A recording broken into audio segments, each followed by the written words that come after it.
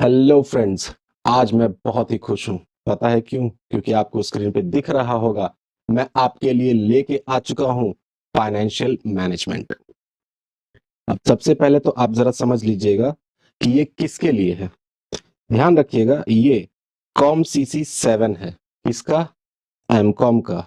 कौन से सेमेस्टर का? सेमेस्टर 2 का। ठीक है। और ये है आपका सब्जेक्ट क्या है? Financial management. अब इससे पहले कि मैं इस टॉपिक में आगे बढ़ूं बच्चों, मैं आपको एक छोटी सी चीज बता दूं जो मैंने आपको सिलेबस में बताया था। तो मैं आपको उस सिलेबस में ले चलता हूं पहले। और एक छोटी सी चीज मुझे अपडेट करनी है। अपडेट क्या है, बस जरा सा सुन लीजिए, 2 मिनट लगेगा। अपडेट बेसिकली ये है बच्चों कि कल ही मुझे पता चला, मेरे कुछ स्टूडेंट्स हैं यूजी में, तो उन्होंने मुझे सेमेस्टर 6 के बारे में बताया। और सेमेस्टर 6 में उन्होंने बताया कि सर हमारे 3 पेपर्स हैं, जिसमें से कि एक पेपर फाइनेंशियल मैनेजमेंट भी है। अब फाइनेंशियल मैनेजमेंट है तो बेसिक्स तो सेम रहेगा बच्चों। हालांकि अभी तक उन्होंने मुझे सिलेबस अवेलेबल नहीं कराया कि क्या क्या टॉपिक्स कवर होने वाले हैं, बट स्टिल जो भी यूजी सेमेस्टर 6 के बच्चे हैं वो ये क्लासेस देख सकते हैं, क्योंकि बेसिक्स तो बेसिक्स ही रहेंगे। यूनिट 1 तो आपको पढ़ना ही होगा, बेसिक्स तो आपको जानने ही होंगे कि फाइनेंशियल मैनेजमेंट क्या होता है। तो इसीलिए आप बेफिक्र होकर अभी इस क्लास को देख सकते हैं, यूजी सेमेस्टर 6 के बच्चे। और सेमेस्टर 2 के बच्चे जो कि एमकॉम में हैं, उनके लिए तो कंप्लीटली एज पर सिलेबस ही है। ठीक है ना? तो एक बात मुझे ये बतानी थी। और दूसरी एक बात मुझे बतानी थी कि मैंने जो लास्ट सिलेबस बताया था, उसके हिसाब से वो जो सिलेबस मैंने पटना यूनिवर्सिटी के 2 चीजें जो ऐड कराई थी, एक डीसीएफ मॉडल और एक गॉर्डन मॉडल, तो वो मैंने पटना यूनिवर्सिटी की वेबसाइट से डाउनलोड किया था सिलेबस। लेकिन पटना यूनिवर्सिटी के कुछ बच्चों ने मुझे कांटेक्ट किया और मुझे सिलेबस भेजा है। तो मुझे जो सिलेबस उन्होंने भेजा है, उसमें जो ये डीसीएफ मेथड है और ये जो गॉर्डन मॉडल है, इसका जिक्र नहीं है। यानी कि पटना यूनिवर्सिटी के बच्चों का सिलेबस एग्जैक्टली जो पाटलिपुत्रा के बच्चों का है वही है। और ये तो मैं पहले भी कहता था, क्योंकि 4 यूनिवर्सिटीज को यही सिलेबस फॉलो करना है। लेकिन उनकी वेबसाइट पे मेंशन था, तो इसलिए मैंने बता दिया था। तो मैं आपको एक बार फिर से बता दूं कि आपको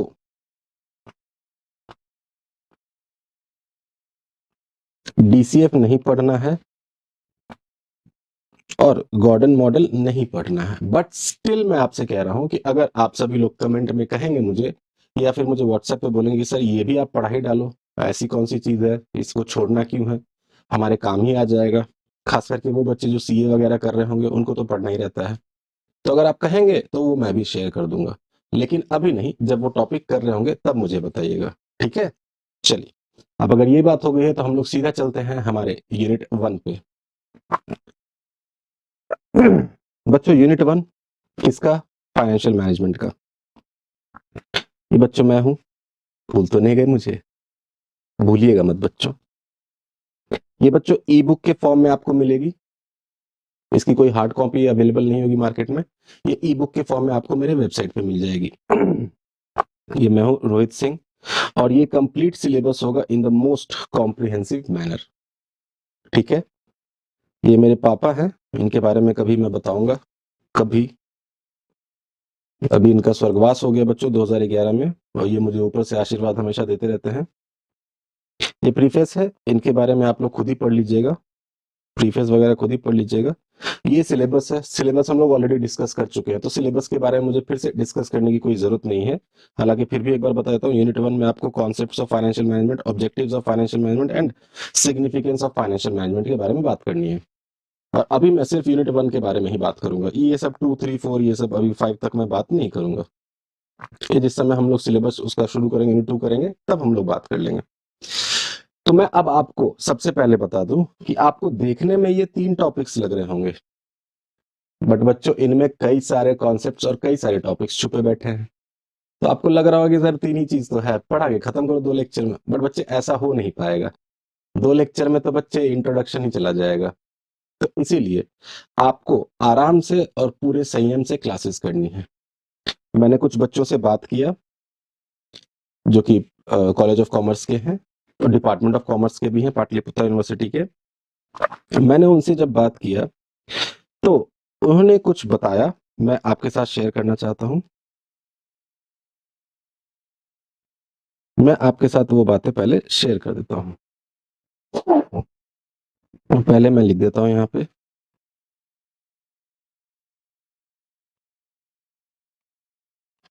कॉम CC7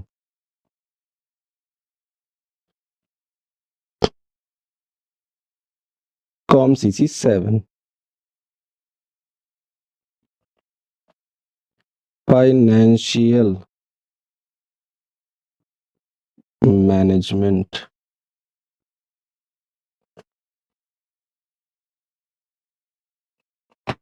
यानी कि हम लोग कॉम CC7 फाइनेंशियल मैनेजमेंट की बातें यहाँ पे करने वाले हैं।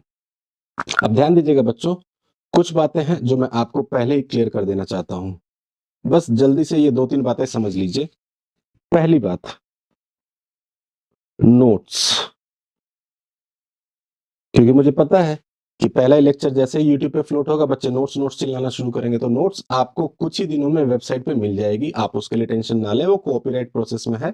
कॉपीराइट जैसे ही आ जाएगा तो मैं उसको अपलोड कर दूंगा, ठीक है? तब तक आप आराम से क्लास करिए। इस पे सब कुछ मैं एक्सप्लेन कर ही रहा हूँ आपको, सब कुछ आपको स्क्रीन पे दिख ही रहा होगा।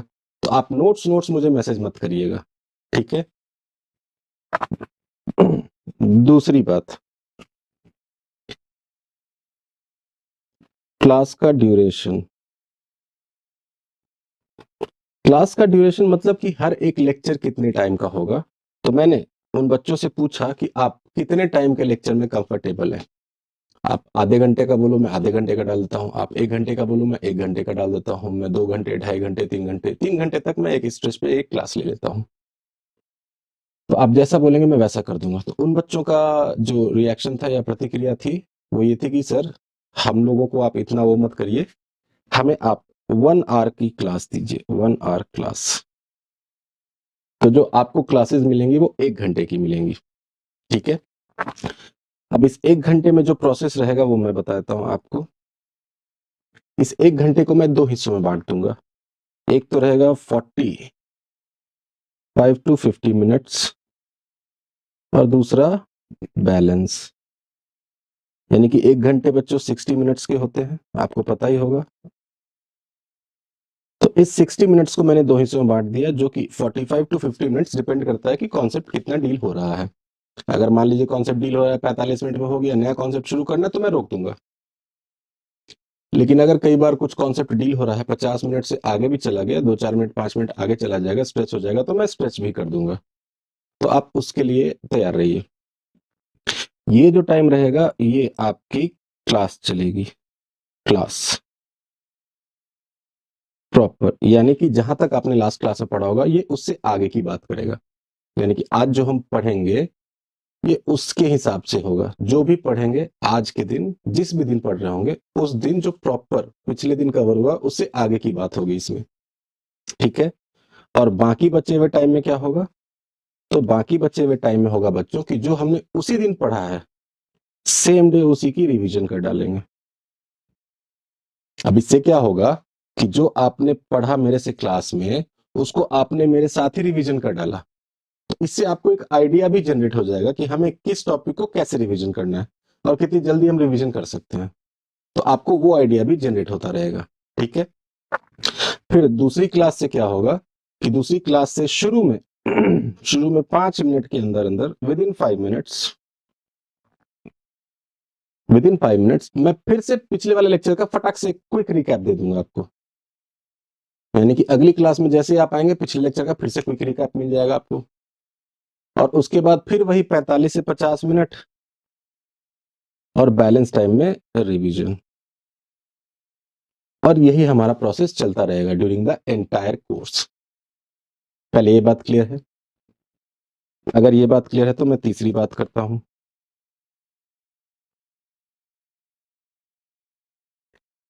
टाइम ड्यूरेशन फॉर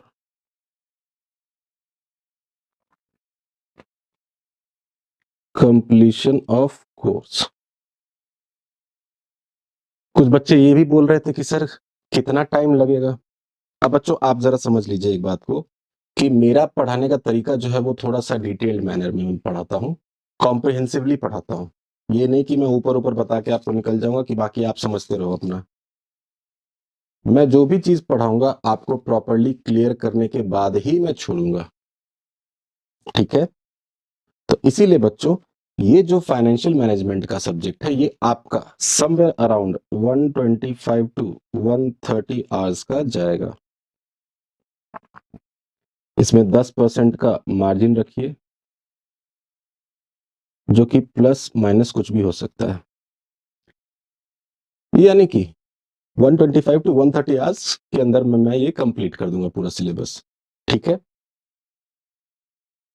अब इस पूरे ड्यूरेशन में आप अगर ध्यान से पढ़ेंगे ना बच्चों, तो यकीन मानिए आप एग्जाम में इतने अच्छे से लिखेंगे, क्योंकि मैंने जो बुक बनाई है आपके लिए वो इस तरह से बनाई है कि मैं पहले क्या बताऊं, जब बुक दिखाऊंगा तब बताऊंगा आपको कि किस तरह से बनाई है और वो कैसे आपके काम में आएगी, ठीक है। तो ये 3 बातें मैंने कर दी आपके साथ। और जो चौथी और सबसे जरूरी चीज है कि मेरे लाख पढ़ाने के बाद भी, मेरे लाख क्लास में एक्सप्लेनेशन देने के बाद भी अगर डाउट्स रह गए, तो डाउट्स के लिए आप क्या करेंगे।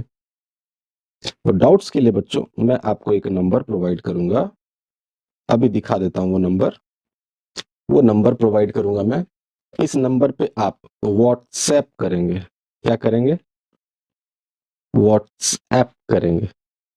और इस व्हाट्सएप में आप कभी भी ये नहीं पूछेंगे कि सर कॉलेज खुला है क्या, सर कॉलेज आना है क्या। मेरे को ये सब नहीं पता होता है, मैं कोई वहां का प्रोफेसर नहीं हूं कि मुझे ये सब बातें पता होंगी, ठीक है ना। तो ये सब चीजें मत पूछिएगा, सिर्फ और सिर्फ डाउट रिलेटेड बातें, वो भी जो मैंने पढ़ा दिया है वो। आगे का आप मत पूछिएगा, ये मत सोचिए कि मैं नहीं बता पाऊंगा, मुझे नहीं आता है। लेकिन मैं इसलिए कह रहा हूं क्योंकि मैं ये चाहता हूं कि वो मैं पहले आपको पढ़ाऊं, मैं आपके दिमाग में वो कॉन्सेप्ट पहले बिल्ड करूं मेरे हिसाब से, फिर आप पूछिए ना जितने डाउट्स पूछने हैं, ठीक है। और ये जो व्हाट्सएप पे जो आप डाउट पूछेंगे बच्चे, चैट करके मत पूछिएगा। बस पहली बार जब आप मुझे उस नंबर से, अपने नंबर से मैसेज कर रहे होंगे, तो अपना नेम लिख दीजिएगा, बैच लिख दीजिएगा, किस सेशन के हैं आप, सॉरी सेशन लिख दीजिएगा,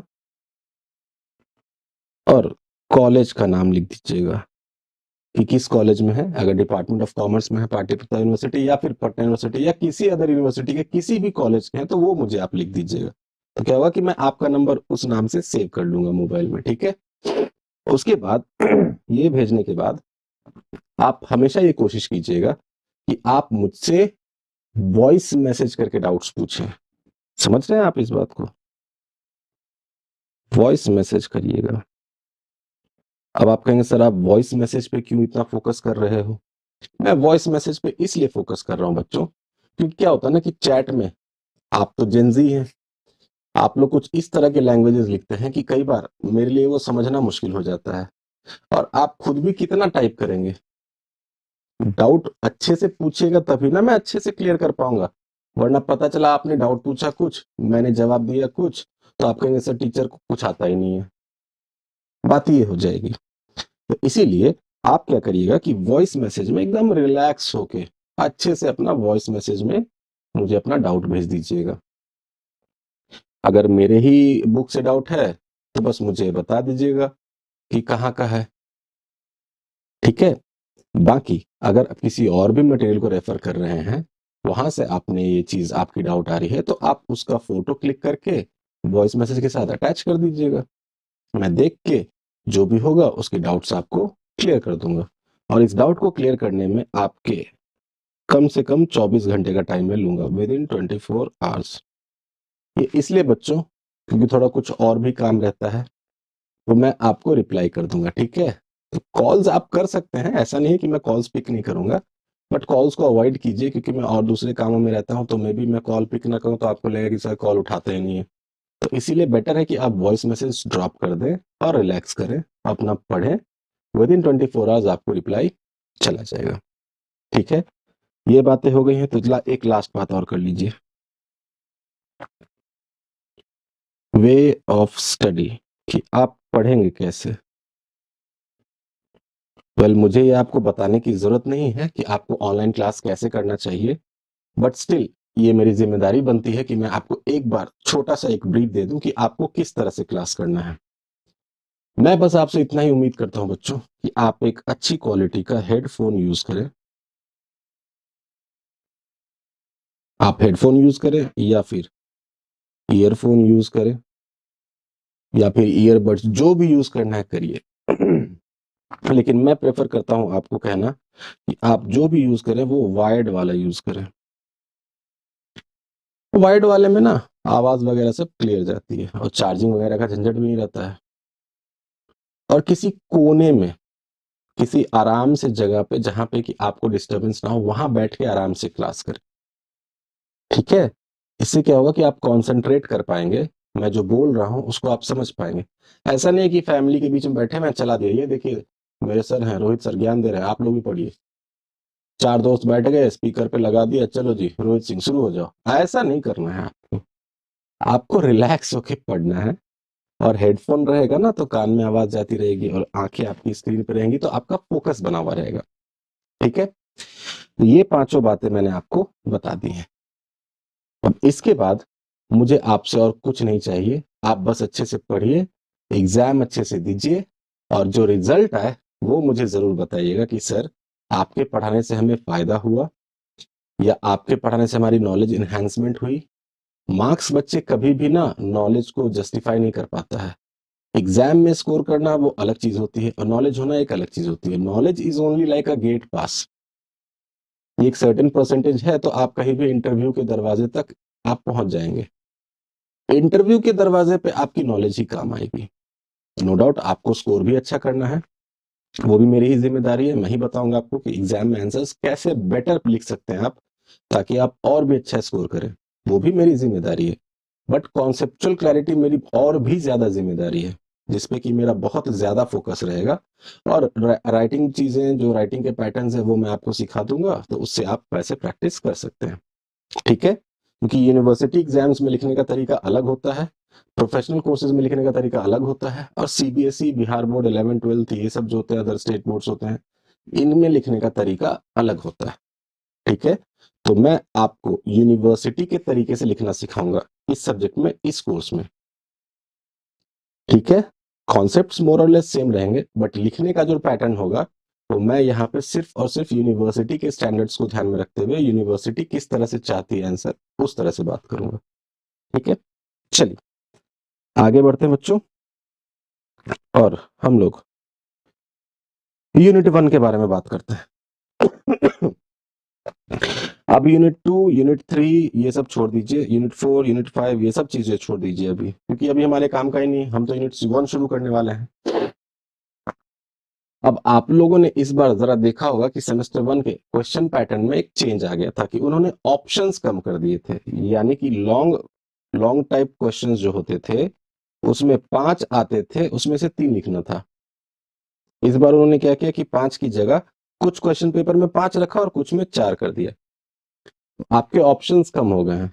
इसका मतलब है कि आपको तैयारी ज्यादा करके रखनी होगी, क्योंकि ऑप्शन अब एक ही मिलेगा। और शॉर्ट टाइप क्वेश्चंस में जो होते हैं उसमें भी 6 में से 4 लिखना होता था, लेकिन अब इस 6 को 5 कर दिया गया, 5 में से 4 लिखना है। और जो पहले एमसीक्यू आता था, वो कुछ पेपर्स में एमसीक्यू ही पूछे गए और कुछ पेपर्स में ट्रू फॉल्स पूछ दिए गए। तो मैं आपको एमसीक्यू की भी तैयारी कराऊंगा, at the same time true false की भी तैयारी करा दूंगा, कि पेपर में कुछ भी आए आप कर पाए। ठीक है ना? या तो एमसीक्यू आएगा या ट्रू फॉल्स आएगा, दोनों नहीं आएंगे। इस बात के लिए तैयार रहिए, या तो एमसीक्यू आएगा या ट्रू फॉल्स आएगा, दोनों में से कोई एक चीज आएगा। जो भी आएगा आप उसके लिए तैयार रहेंगे। वैसे मैं कहता हूं कि ट्रू फॉल्स ज्यादा इजी है, क्योंकि आपको ना सिर्फ ट्रू या फॉल्स लिखना है, रीजन नहीं पूछा जा रहा है आपसे। अगर इसमें ट्रू और फॉल्स के साथ रीजन पूछ लेना तो आपके लिए डिफिकल्टी बढ़ जाएगी, लेकिन क्योंकि रीजन पूछ नहीं रहा है तो आप आराम से ट्रू फॉल्स लिख दीजिए, काम आपका बन जाएगा। ठीक है?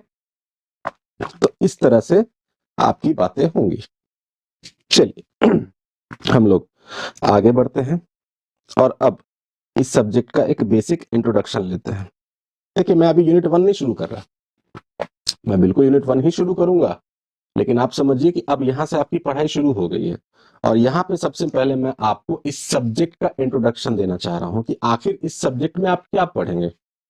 देखिए बच्चों, पढ़ाई अगर आपको करनी है अच्छे से तो मेरे पढ़ाने का मेथोडोलॉजी अलग है और मुझसे अगर पढ़ना है तो मेरे हिसाब से पढ़ना पड़ेगा। मैं अपने आप को अपग्रेड करता रहता हूं, लेकिन मैं अपने आप को आपके हिसाब से चेंज नहीं करूंगा। आपको मेरी टीचिंग मेथोडोलॉजी में अडेप्ट करना पड़ेगा। ठीक है, तो इस बात को ध्यान में रखते हुए पहले एक छोटा सा इंट्रोडक्शन लीजिए कि आखिर इस सब्जेक्ट में हमें क्या पढ़ना है, हमें इस सब्जेक्ट को क्यों पढ़ना है, आखिर एमकॉम लेवल में सब्जेक्ट को डालने की क्या जरूरत थी, यूनिवर्सिटी हमें क्यों पढ़वाना चाहता है ये सब्जेक्ट, आखिर उसकी हमसे क्या दुश्मनी है। आप क्या ये बात समझ रहे हैं? और सबसे पहले तो अगर आपको ये क्लियर हो जाएगा कि ये सब्जेक्ट क्यों पढ़ना है, क्या जरूरत है, आखिर इसका बेनिफिट हमें फ्यूचर में क्या मिलेगा नहीं मिलेगा, बेकार पेपर है या कोई अच्छा पेपर है, प्रैक्टिकल लाइफ में काम आएगा कि नहीं आएगा, तो फिर आप इस सब्जेक्ट को वैसे अप्रोच करेंगे। ठीक है, चलिए तो हम लोग जरा शुरू करते हैं। सबसे पहले है कि basic introduction of subject and units to be studied, यानी कि जो भी यूनिट्स हमें 5 यूनिट्स पढ़ने हैं और ये जो सब्जेक्ट जिसमें कि ये 5 यूनिट्स कवर्ड है उसका एक क्विक इंट्रोडक्शन ले लेते हैं कि आखिर हमें क्या पढ़ना है और इसकी हमें क्या जरूरत है। बच्चों सबसे पहले तो सब्जेक्ट का नाम है फाइनेंशियल मैनेजमेंट, और फाइनेंस वर्ड सुनते ही आपके दिमाग में क्या आता है सबसे पहले जरा सोचिए। क्लास 12th में भी आप लोगों ने पढ़ रखा होगा फाइनेंशियल मैनेजमेंट, तो सबसे पहले आपके दिमाग में क्या आता है फाइनेंस वर्ड सुन के? फाइनेंस मतलब मनी, पैसा। सबसे पहले बेसिक बात कर रहा हूं, अभी अभी कोई एडवांस हाई लेवल बात नहीं करूंगा, अभी एकदम बेसिक बोलचाल की भाषा में बात करिए मेरे साथ। फाइनेंस का मतलब आपके दिमाग में क्या आता है? पैसा। नॉर्मल घर की बात अगर करते हैं तो मान लीजिए कि पापा आपके जॉब करते हैं या बिजनेस करते हैं, तो घर के खर्चों के लिए वो कुछ पैसा लाते होंगे ना, मम्मी को देते होंगे। अभी मैं मान के चल रहा हूँ कि मम्मी आपकी हाउसवाइफ है, ये मत कहिए सर मेरी मम्मी वर्किंग है वो खुद ही लाती है, हाँ मुझे पता है, लेकिन अभी मैं एक जस्ट एग्जाम्पल ले रहा हूँ। तो क्या मैं कह सकता हूं कि आपके पापा ने जो पैसे मम्मी को दिए घर चलाने के लिए, वो मम्मी के लिए एक तरह से फाइनेंसेस हैं। अब उसी पैसे को वो इफेक्टिवली एंड एफिशिएंटली यूज करेंगी पूरे घर के खर्चे के लिए, आप सभी लोगों के सारे खर्चे उठाएंगी, घर का सारा, चाहे वो राशन का सामान हो या रेंट हो या इलेक्ट्रिसिटी हो या फिर डोमेस्टिक हेल्प्स के हो, दूध का हो, वगैरह वगैरह बड़े सारे खर्चे होते हैं बच्चों। तो इन सब खर्चों को वो मैनेज करती हैं। तो पैसा कहाँ से आ रहा है? पापा दे रहे हैं। तो क्या मैं बोल सकता हूँ कि ये जो पैसा आपके मम्मी के पास आया, ये एक तरह का फाइनेंस है, दैट इज मनी है, और इसको वो अच्छे तरीके से ऑप्टिमली यूटिलाइज कर रही हैं। वो इस बात का भी ध्यान रखती हैं कि ज्यादा खर्चे ना हो। कई बार आप कहते होंगे मम्मी मुझे महंगा फोन चाहिए, तो बोलती हूँ अभी नहीं, इस महीने में बहुत खर्चे हैं, आगे बात करेंगे। सुना आपने ऐसा? इसका मतलब है कि आपकी मम्मी ने फाइनेंशियल प्लानिंग कर रखी है, वो फाइनेंशियली एकदम साउंड हैं, लिटरेट हैं, उनको फाइनेंस की जानकारी है, उनको पता है कि इस महीने के खर्च ऐसा है, अगर मैंने अभी इसको मोबाइल खरीद दिया तो फिर खर्चों में प्रॉब्लम आ जाएगी। अब यही जो आपकी मम्मी घर में कर रही है ना बच्चों, हमें अब थोड़ा इससे ऊपर उठना है और हमें ये सीखना है कि अगर हमें फाइनेंस कहा जाए कि कंपनी के पॉइंट ऑफ व्यू से मैनेज करना है, किसी बिजनेस ऑर्गेनाइजेशन के पॉइंट ऑफ व्यू से मैनेज करना है, तो वो हमारे पास होना चाहिए, वो नॉलेज, वो बिजनेस एक्यूमेन, वो फाइनेंशियल लिटरेसी हमारे पास होनी चाहिए, और इसी चीज को डेवलप करेगा ये सब्जेक्ट हमारा। क्या ये बात आप समझ रहे हैं? तो मैं अगर आपको सीधे और आसान शब्दों में कहूं तो finance is like a blood for the business organisations. बताइए जरा, क्या मेरे सेंटेंस को आप समझ पा रहे हैं? मैंने क्या बोला? मैंने बोला, मैं लिख देता हूं, लिखने की आपको जरूरत नहीं है, सब कुछ आपको लिखा मिलेगा। मैंने बोला कि finance is like a blood for the business organizations। बोलिए जरा, अब इस बात में आपको क्या दिक्कत है? आप कहें सर ब्लड से क्यों कंपैरिजन कर रहे हैं, कोई और चीज से कंपैरिजन क्यों नहीं कर रहे हैं? बच्चे ब्लड से इसलिए कर रहा हूं क्योंकि जिस तरह से एक ह्यूमन बॉडी में ब्लड का काम होता है, यानी कि ब्लड जैसे पूरे बॉडी में फ्लो करता है, वैसे ही फाइनेंस यानी कि पैसा पूरे बिजनेस के हर डिपार्टमेंट में फ्लो कर रहा होता है। ऐसा नहीं है कि किसी एक ही डिपार्टमेंट को पैसे की जरूरत है, हर डिपार्टमेंट में पैसा चाहिए, तभी तो सारे डिपार्टमेंट्स मिलकर अच्छे से फंक्शन करेंगे। ठीक जैसे ह्यूमन बॉडी में हर जगह ब्लड मिनरल्स को पहुंचाता है, वैसे एक साउंड फाइनेंशियल मैनेजर, एक फाइनेंशियली लिटरेट फाइनेंशियल मैनेजर पूरे ऑर्गेनाइजेशंस में जो फंड्स होते हैं उसको प्रॉपरली एलोकेट करता है बजट बना के, ताकि वो सारे बिजनेस ऑर्गेनाइजेशंस उस बजट के अकॉर्डिंगली काम कर सके और अपने बिजनेस ऑब्जेक्टिव्स को अचीव कर सके। बोलिए जरा बच्चों, क्या ये बात में कोई दिक्कत है? उम्मीद करता हूं आपको दिक्कत नहीं होगी। तो आइए जरा देखते हैं इंट्रोडक्शन पार्ट में क्या लिखा हुआ है।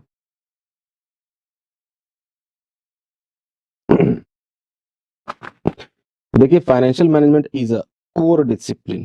कोर मतलब समझते हैं ना, बेस, फाउंडेशन, बेसिक्स, इसके बिना काम नहीं चलेगा। ये एकदम से जरूरी है और होना ही चाहिए। तो कहता है कि financial management is a core discipline in commerce and management education, यानी कि आप कॉमर्स पढ़ रहे हो या फिर आप कोई भी मैनेजमेंट की डिग्री कर रहे हैं, एमबीए वगैरह कर रहे हैं, तो उसमें आपने सुना होगा कि जो लोग एमबीए करते हैं उसमें कई सारे उनको कोर पेपर्स लेने होते हैं, यानी कि मेजर पेपर्स लेने होते हैं। तो बड़े सारे लोग कोई फाइनेंस लेते हैं, कोई एचआर लेते हैं, कोई मार्केटिंग लेते हैं, वगैरह वगैरह बहुत सारी चीजें होती है, कोई प्रोडक्शन ले लेते हैं। तो हर किसी का अपना इंटरेस्ट होता है, लेकिन फाइनेंस एक ऐसी चीज है जो हर किसी को आनी चाहिए। और बिल्कुल एमबीए में आप कुछ भी स्पेशलाइजेशन करें, फाइनेंस की जानकारी आपको दी ही जाती है। इसी तरह से बच्चों एमकॉम में भी आप समझिए जरा, आप एमकॉम के बाद आप क्या ही पढ़ेंगे अब? एमकॉम के बाद या तो आप नेट वगैरह की तैयारी करेंगे, नेट जेआरएफ की तैयारी करेंगे, या फिर कोई कॉम्पिटेटिव एग्जाम की तैयारी कर रहे होंगे ऑलरेडी, या फिर आप साथ में सीए वगैरह कर रहे होंगे, या जो भी सीएस वगैरह जो भी प्रोफेशनल कोर्सेज होते हैं वो कर रहे होंगे। कुछ बच्चे और एडवांस होंगे तो वो शायद सीएफए वगैरह कर रहे होंगे, यूएस का सीपीए वगैरह कर रहे होंगे। तो वहां भी आपको फाइनेंशियल मैनेजमेंट बहुत अच्छे से पढ़ना है। ठीक है, तो इसीलिए बच्चों ये एक ऐसा सब्जेक्ट है जिसके बिना कॉमर्स में कोई पढ़ाई ही नहीं हो सकती, मैनेजमेंट में कोई पढ़ाई ही नहीं हो सकती है। क्या ये बात आपको समझ में आ रही है? चलिए, commerce and management education that focuses on the planning, organizing, directing and controlling. Planning, organizing, directing and controlling. ए बच्चों, मैंने कुछ गलत लिख दिया लगता है, स्टाफिंग तो है ही नहीं इसमें। बच्चों, मैं आपसे ये सवाल पूछना चाहता हूं कि कहता है कि फाइनेंशियल मैनेजमेंट एक ऐसा डिसिप्लिन है कॉमर्स या मैनेजमेंट का जो कि फोकस करता है प्लानिंग पे, ऑर्गेनाइजिंग पे, डायरेक्टिंग पे एंड कंट्रोलिंग पे। किसके? फाइनेंशियल रिसोर्सेज पे। अब फाइनेंशियल रिसोर्सेज क्या होता है मैं अभी बात कर लूंगा, बट अभी आप समझिए सिर्फ मनी की बात कर रहा हूं मैं। अभी आप सिर्फ ये मान के चलिए ना कि मैं मनी की बात कर रहा हूँ, वैसे मैं अभी आपको बता दूंगा फाइनेंशियल रिसोर्सेज क्या होते हैं। अभी आप ये सोचिए कि सिर्फ मनी की बात हो रही है, तो बच्चों मनी में सिर्फ प्लानिंग की बात करेंगे, ऑर्गेनाइजिंग की बात करेंगे, डायरेक्टिंग की बात करेंगे, कंट्रोलिंग की बात करेंगे, स्टाफिंग की बात नहीं करेंगे। अरे हमने तो मैनेजमेंट में पढ़ा था ना, POS DC, planning, organising, staffing, directing, controlling, और सब्जेक्ट भी है बच्चों फाइनेंशियल मैनेजमेंट। तो मैनेजमेंट वाला पॉस डीसी तो आना चाहिए ना। बोलिए जरा, क्यों यहाँ पे स्टाफिंग वर्ड नहीं आ रहा है? मेरा सवाल ये है, बोलिए ना जरा। क्योंकि बच्चों ध्यान दीजिएगा, मैनेजमेंट एक जेनरिक वर्ड है। इन जनरल मैनेजमेंट की अगर आप बात करें तो आपको कहा जाएगा कि planning, organising, staffing, directing, controlling सब उसमें आता है। लेकिन मैनेजमेंट का एक पार्ट है फाइनेंशियल मैनेजमेंट। और आप बताइए फाइनेंशियल मैनेजर को क्या मतलब है स्टाफिंग से? वो तो जितना स्टाफिंग एचआर डिपार्टमेंट करके देगा वो उसकी सैलरी का बजट बना के दे देगा। अब वो फाइनेंस का अरेंजमेंट कर रहा है, फाइनेंस का एलोकेशन कर रहा है, तो वो अब स्टाफिंग करेगा बैठ के कि किसको हायरिंग करना है, किसको हायरिंग नहीं करना है? अरे उसके लिए है ना एचआर डिपार्टमेंट, उसके लिए एचआर डिपार्टमेंट है बच्चों। तो जो एमबीए में जो अपना कोर्स लेते हैं ना, मेजर कोर्स जो एचआर लेते हैं, वो लोग स्टाफिंग के बारे में ज्यादा पढ़ते हैं। ठीक है, हम लोग यहाँ पे स्टाफिंग को ज्यादा फोकस नहीं करेंगे, ज्यादा क्या करेंगे ही नहीं। हम लोग यहाँ पे सिर्फ किसको फोकस करेंगे, मनी एंड फाइनेंशियल रिसोर्सेज को। ठीक है, तो इसीलिए बच्चों यहाँ पे स्टाफिंग वर्ड यूज नहीं किया गया है। तो कभी भी ये वर्ड्स यूज कीजिएगा ना एग्जाम में तो ध्यान रखिएगा, पॉस डीसी में से ऐसा हटा लीजिएगा फाइनेंशियल मैनेजमेंट में, नहीं तो अगर एग्जामिनर ने देख लिया ना तो नंबर काट लेगा। तो इसीलिए मैंने आपके सामने ये सवाल रखा। तो कभी भी आप लिखेंगे तो स्टाफिंग वर्ड नहीं लिखेंगे फाइनेंशियल मैनेजमेंट में। ठीक है, अब फाइनेंशियल रिसोर्सेज क्या होता है जरा समझिए। एक तो मैंने बोल ही दिया आपको कि मनी है, और फाइनेंशियल रिसोर्सेज में आप ये समझ लीजिए कि जिनकी मनीज वर्थ होती है, मनीज वर्थ। अब आप कहेंगे सर ये मनीज वर्थ क्या होता है। बच्चे बेसिक आप ये समझिए, मनीज वर्थ का मतलब ये होता है कि कोई भी ऐसी चीज जो किसी भी बिजनेस ऑर्गेनाइजेशन के पास है, जिसको कि वो मॉनेटरी टर्म्स में एक्सप्रेस कर सकता है और अपने एसेट साइड में बैलेंस शीट के दिखाता है। यानी कि अगर मैं बोलूं कि एक कंपनी के पास प्लांट एंड मशीनरी है, तो क्या मैं उसको फाइनेंशियल रिसोर्सेज बोल सकता हूं। जी हाँ, बोलूंगा मैं। क्यों? क्योंकि उसकी एक वैल्यू है, मॉनेटरी वैल्यू है, तभी तो वो बैलेंस शीट का पार्ट है। अगर किसी कंपनी के पास कोई लैंड एंड बिल्डिंग है तो मैं उसको भी फाइनेंशियल रिसोर्सेज बोलूंगा। कंपनी ने कहीं इन्वेस्टमेंट कर रखा है, बैंक में एफडी कर रखा है, किसी शेयर मार्केट में कहीं पैसा लगा रखा है, मैं उसको भी इन्वेस्टमेंट बोलूंगा। और इन्वेस्टमेंट बोलूंगा तो मैं क्या बोलूंगा, ये फाइनेंशियल रिसोर्सेज है। ठीक है, तो कोई भी ऐसी कंपनी की चीज, या मैं बोलूंगा एसेट, जिसको कि मनी या मनीज के वर्थ में एक्सप्रेस किया जा सकता है। जैसे कंपनी के पास मान लीजिए कंप्यूटर्स हैं, लैपटॉप्स हैं, ऑफिस में फर्नीचर्स हैं, ये सब क्या है, ये सब के सब फाइनेंशियल रिसोर्सेज में आते हैं। ठीक है, चलिए, तो फाइनेंशियल रिसोर्स वर्ड भी हमने समझ लिया। To achieve organisational objectives, it encompasses key areas such as capital budgeting, capital structure decisions, working capital management, dividend policy, risk return analysis, financial forecasting and valuation of assets and firm. सबसे पहले तो बच्चों encompasses word का मतलब समझ लीजिए। Encompasses word का मतलब होता है कि इट इज सराउंडेड बाय, यानी कि financial management is basically surrounded by these things. These things में क्या क्या है, कैपिटल बजटिंग। अब मैं छोटा छोटा एक आपको बस हल्का सा क्विक आपको एक आइडिया दे दूंगा। हालांकि मैं आपको पहले दिखा देता हूं कि कैपिटल बजटिंग की अगर आप बात करें तो आपको यूनिट 2 में पूरा कैपिटल बजटिंग पढ़ना है, तो हम लोग डिटेल डिस्कशन वहां करेंगे। ठीक है, इसी तरह से अगर आप देखिए तो कैपिटल स्ट्रक्चर डिसीजंस की बात यहाँ पे होगी यूनिट 3 में। इसी तरह से अगर मैं आपको बोलूं वर्किंग कैपिटल मैनेजमेंट, तो ये देखिए आपका यूनिट 5 है। हालांकि आपने बिजनेस फाइनेंस में भी कॉमसीजी 4 में सेमेस्टर 1 में पढ़ा होगा उसके बारे में। फिर डिविडेंड पॉलिसी के बारे में अगर आप देखें तो मैनेजमेंट ऑफ इनकम में आपको डिविडेंड्स वगैरह की बातें मिल जाएंगी। इसी तरह से सारी चीजें आपको मिल जाएंगी यूनिट्स में, लेकिन मैं अभी आपको छोटा सा एक क्विक आइडिया दे देता हूँ हर चीज का कि क्या होता है। अब बच्चों कैपिटल बजटिंग समझिए जरा। तो सबसे पहले मैं आपको थोड़ा सा कैपिटल बजटिंग समझा देता हूँ कि क्या होता है। आपको लिखने की जरूरत नहीं है, आगे आपको सब कुछ मिल जाएगा, आप बस थोड़ा सा अभी समझिए।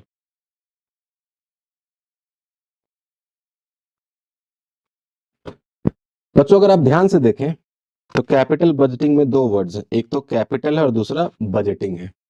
यानी कि कैपिटल को अगर मैं बेसिकली अभी बोलूं तो मैं बोलता हूं अभी कि अभी मैं बस मनी बोल रहा हूं,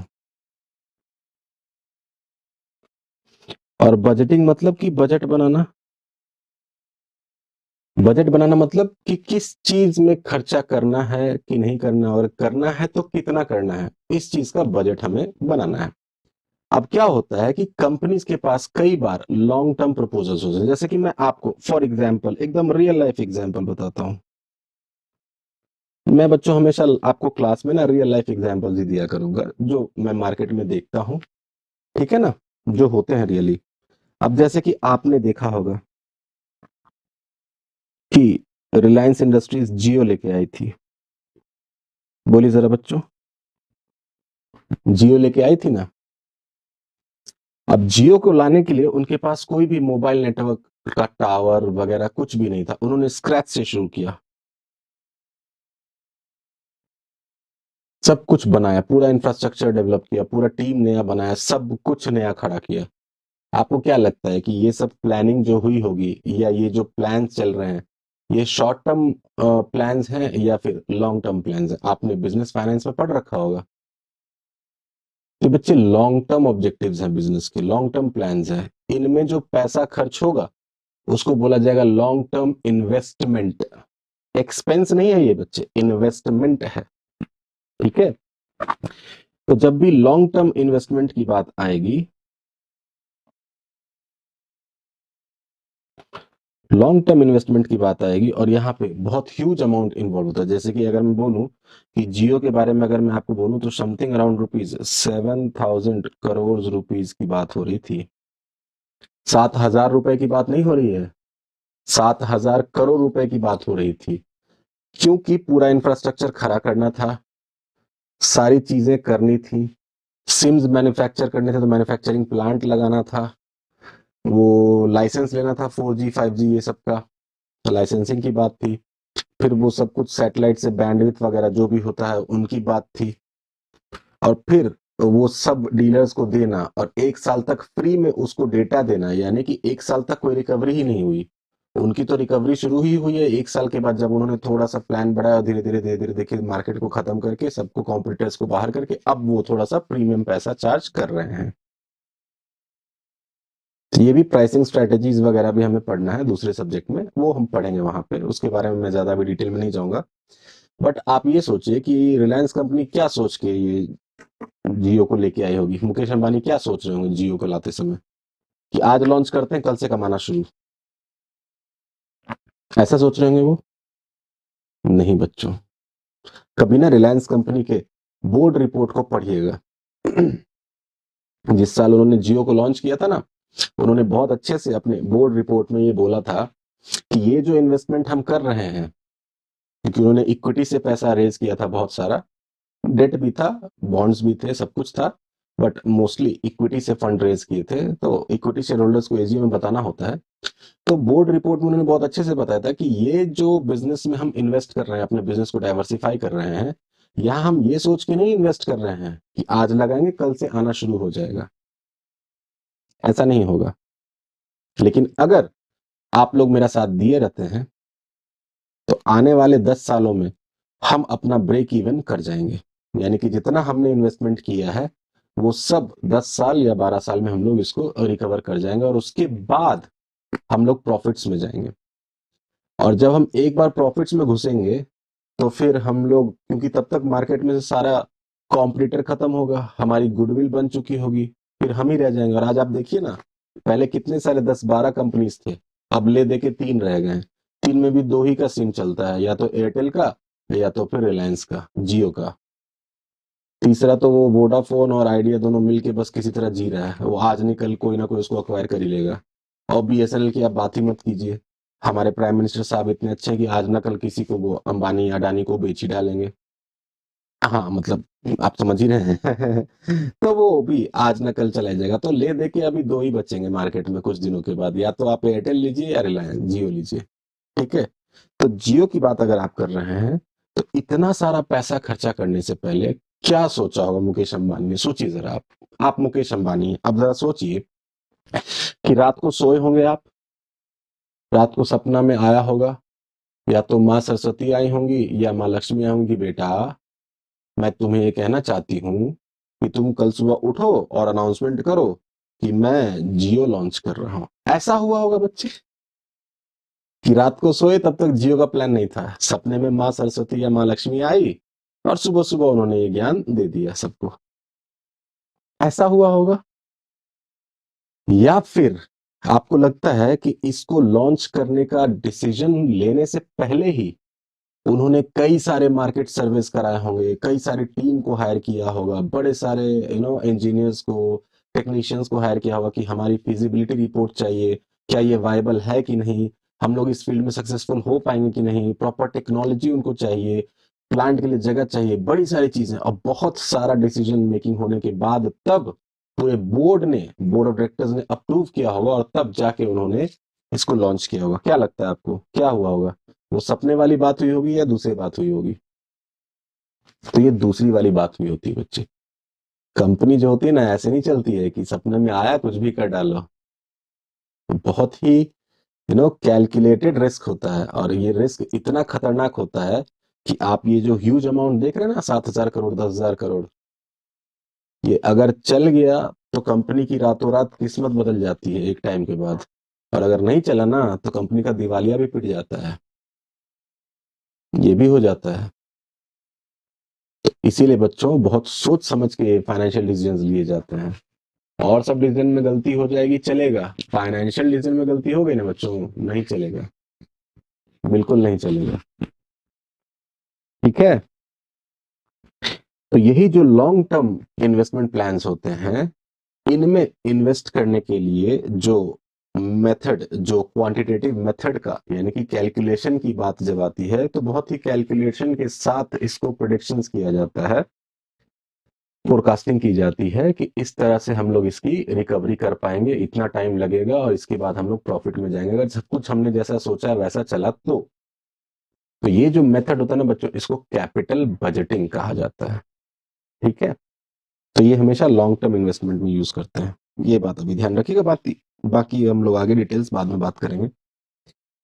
फिर बच्चों कैपिटल स्ट्रक्चर डिसीजंस, ये तो बहुत बेसिक सी बात है, आपने बिजनेस फाइनेंस में भी पढ़ा था कि हमारे कंपनी का कैपिटल स्ट्रक्चर कैसा होगा, ज्यादा इक्विटी होगी या ज्यादा डेट होगा, या दोनों का बैलेंस रहेगा, डेट इक्विटी रेशियो क्या होगा, कैपिटल गियरिंग क्या होगा, ये वगैरह वगैरह ये सब बातें चलती रहेंगी।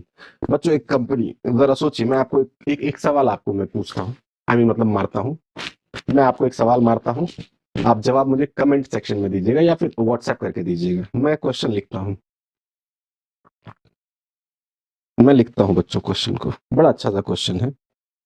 हालांकि अभी मैंने आपको पढ़ाया नहीं है, बट आपको ये नॉलेज होनी चाहिए क्योंकि आप लोग पहले से भी पढ़ के आए हैं और बिजनेस फाइनेंस भी आपने पढ़ रखा है।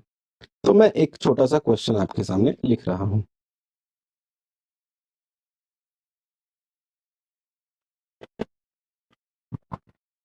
क्वेश्चन,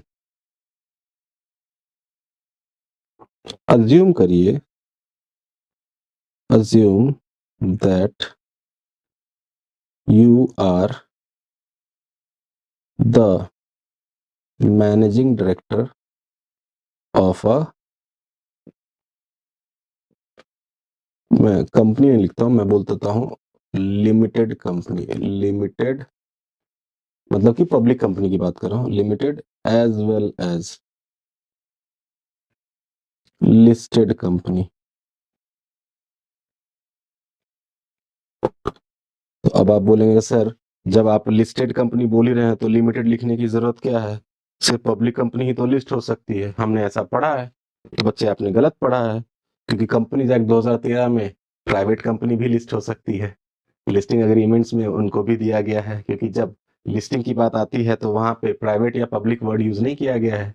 वहां कंपनीज एक्ट में सिर्फ ये बोला गया है कि एनी कंपनी अगर वो फुलफिल करती क्राइटेरिया तो कैन बी लिस्टेड, और कंपनी का मतलब कोई भी कंपनी हो सकती है, चाहे वो प्राइवेट हो या पब्लिक हो। अगर उनको सिर्फ पब्लिक कंपनी करना होता तो वो लिख देते वहां पे कि only public company can be listed. तो इसीलिए मैंने बोला है लिमिटेड यानी कि पब्लिक कंपनी, और सॉरी लिमिटेड मतलब पब्लिक कंपनी, और लिस्टेड कंपनी है मतलब कि वो स्टॉक एक्सचेंज पे लिस्टेड भी है, तो आप शेयर्स वगैरह डिवेंचर्स वगैरह दोनों इशू कर सकते हैं। Now if you want that, पहला केस और दूसरा केस, अभी आप ये मत सोचिएगा कि हम लोग इंटरेस्ट दे पाएंगे कि नहीं दे पाएंगे, आप ये मान के चलिए कि आपके पास इंटरेस्ट देने के लिए पूरा फंड है, आप आराम से डिवेंचर्स भी इशू करेंगे तो इंटरेस्ट आप भर सकते हैं। ठीक है। Now if you want that first,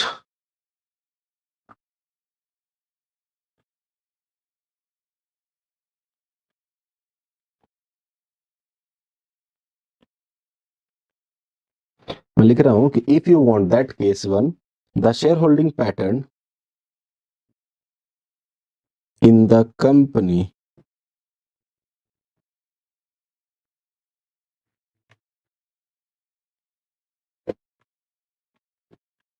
must not be diluted. क्या होता है डाइल्यूटेड, मैं बता देता हूं अभी।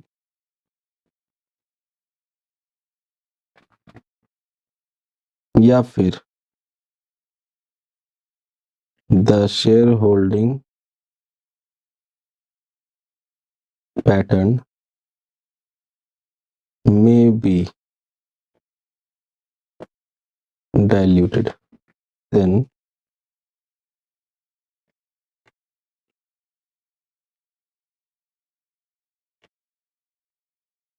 as a finance manager,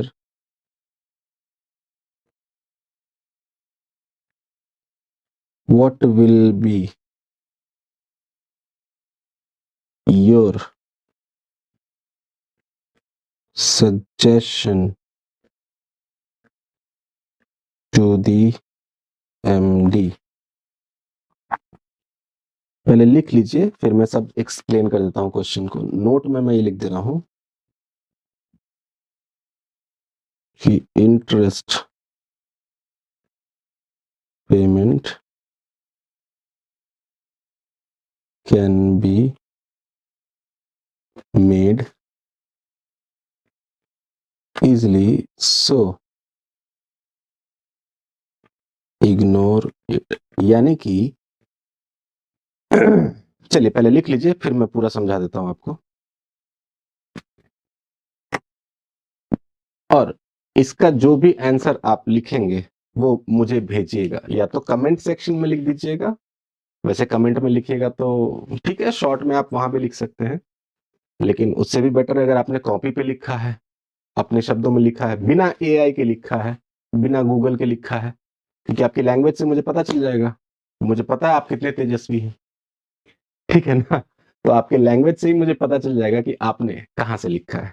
तो कोशिश कीजिए बच्चों की आपके अंदर वो बात डेवलप हो, आपकी राइटिंग स्किल्स बढ़े, क्योंकि अब इसके बाद आपको मौका नहीं मिलेगा, अब सीधा मार्केट में निकलना है, और मार्केट में आपकी धज्जियां उड़ने वाली हैं, ठीक है ना। तो अपने लैंग्वेज में लिखिएगा। मैं अब आपको क्वेश्चन एक्सप्लेन कर देता हूं कि assume that you are the MD of limited as well as listed company. Now if you want that the shareholder